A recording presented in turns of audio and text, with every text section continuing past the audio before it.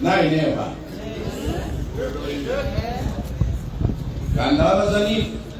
Ndalama za akikom, ndalama za student loan, ndalama za mtu kula makomo. Ndizina sindisiya kupatsani para kwende pesa.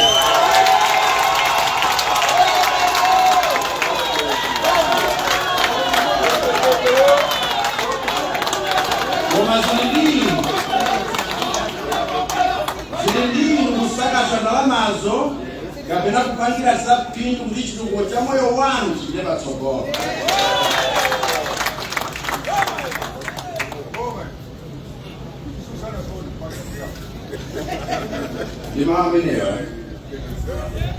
I hereby declare the Coca-Cola Beverages Malawi production plant officially open.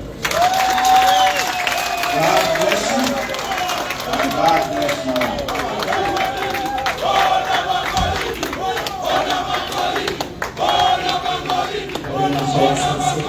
The launch of the Coca-Cola Malawi PET line here in Ndalama. Now we're going to have